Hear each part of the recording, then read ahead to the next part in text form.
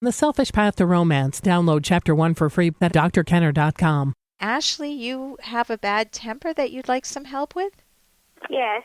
Yeah, tell me what's going on, Ashley. It's like over little things, like if I don't have a clean room, like I share a room with my nieces, but I'm only 12 years old. And I share a room with my nieces, and if I tell them to clean up and they clean up, then the room just gets junky again, and then it just irritates me because I don't like filth. Because it doesn't feel fair. Whose room is it? Your room? Well, it's our room because my brother got married, and his wife had 2 kids, and they don't clean up after themselves. Oh. But yeah, really, it's my room. So it's they're living with you though? So you've been through a lot. So what feels like it's not fair to you? Something the emotion of anger, when I feel anger or when anybody feels angry, especially a real strong anger, a bad temper, something feels like it's not fair.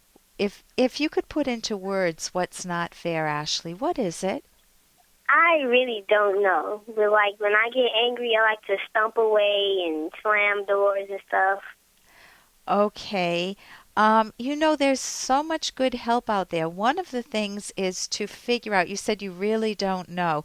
When I get stumped like that in my own life, like I think, well, I don't know why I just got upset. I want to ask myself, well, why? And usually the first thing I say to myself, Ashley, is, I don't know. You just throw up your hands, right? If you wait a little bit, thoughts will come into your mind and will shine some light on why you're feeling angry. For example, you might be saying, I can't believe they messed up the room again. Why do I always have to clean it? Why can't they hold their own? Can you hear the thoughts that I'm having? Yes.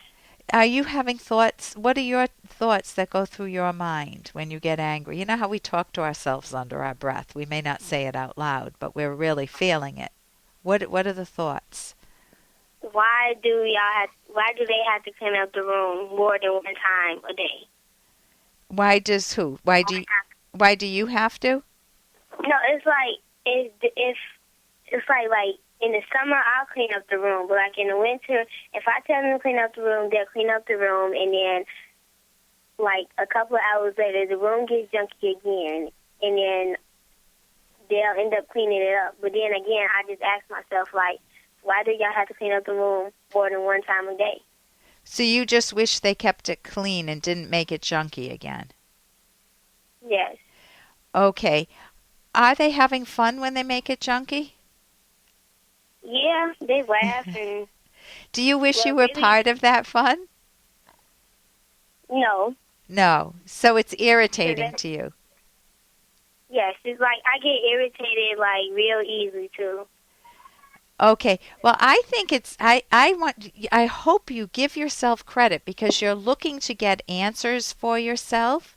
And the biggest thing is figuring out what you say to yourself and then figuring out what the goal is. If someone yells at you, if someone says, Ashley, why did you do, and whatever they say, why did you, I don't know, not clean up the dishes today? Do you like it when someone yells at you? No. No, I don't either. I don't like being yelled at. Does it make me want to do anything that the person's saying? If they say, Ellen, my name's Ellen, Ellen, fold the clothes right now. Do I feel like folding the clothes?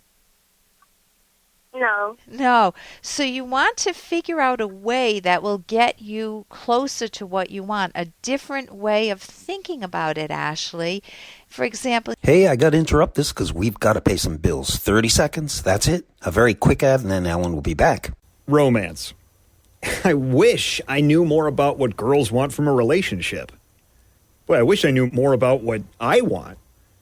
Where's that ad I saw? Here it is. The Selfish Path to Romance, a serious romance guidebook.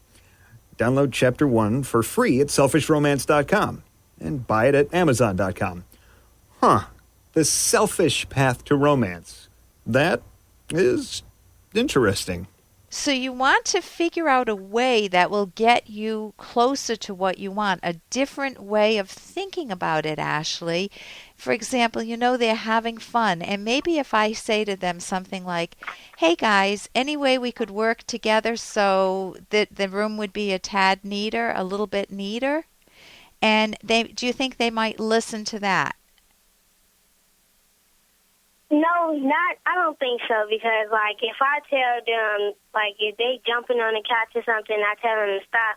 They're not going to listen until their mother comes in and tell them. And so they don't want. just, do they see you as a big boss?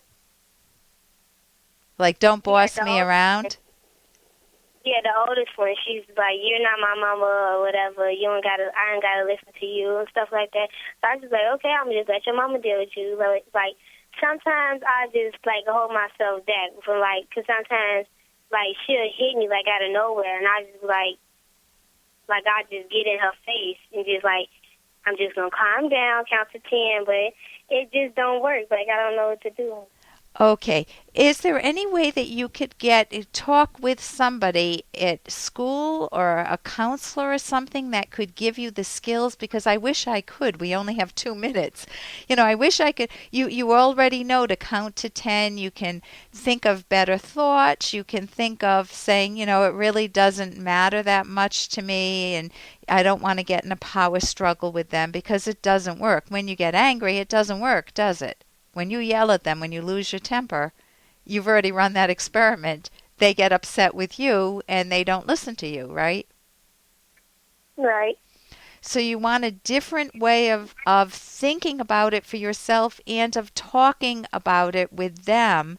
Hey guys, can you tone it down a bit? Or hey guys, I don't feel like cleaning up this mess. I wouldn't call it. I don't feel like cleaning up these toys.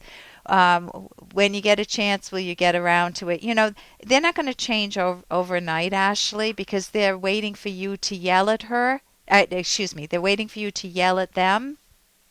And they won't trust that you'll have a calmer technique. I'll tell you, the book that my kids read when they were very young is a book that's called, and this is a book for adults. It's called How to Talk So Kids Will Listen, and Listen So Kids Will Talk. And do you read books at all? Yeah, I like reading books, but this book would be so helpful. It's got comics in it, and my daughter read it when she was probably a little younger than you. Even though the book was written for adults, it's a very easy read. And she would tell me when I was messing up, she'd say, Mom, there's a better way to deal with what you're doing. Mom, are you trying to make me feel guilty? And I thought, oh my gosh, I am. So I was learning from my daughter. That book is really a very, very good book that could give you some wonderful skills to work with them. And it's on my website, drkenner.com. So even though you're young, you sound like an intelligent young person who's looking for some help. And I would also see at school, if you have counselors at school, ask if you can talk with them about this and get some help from them, because you're so motivated. I love your motivation and energy to want to change. And you're a thinker. You're someone who thinks things through, like counting to 10. And really credit yourself from that. I think it took a lot of courage to call, Ashley, and I really want to commend you on that. So I wish you the best, and I think that you can listen to what you say and try to think about the situation differently, because the way you're thinking about it now is getting you all feeling that you have that temper, and I would love it if you could help yourself with that. Listen, thank you so much for calling, honey. You're welcome. Bye-bye. For more Dr. Kenner podcast, go to drkenner.com and please listen to this ad. Here's an excerpt from The Selfish Path to Romance, the Serious Romance Guidebook by Drs. Kenner and Locke. We often communicate in ways that sabotage our relationships. Most of us have some psychological baggage that we bring into our relationships, and it affects how we communicate in word and deed. Screaming and swearing, the silent treatment, interrupting, talking in a cold manner, giving looks of contempt, smirking. These are a sample of destructive communication techniques. Here are additional examples of ineffective communication techniques. Sarcasm. So you think you have all the answers. Name calling. You're such a slob. Negative comparisons. Your brother would never have a messy car. Giving authoritarian orders. Clean up this mess right now. You can download Chapter 1 for free by going to drkenner.com, and you can buy the book at amazon.com.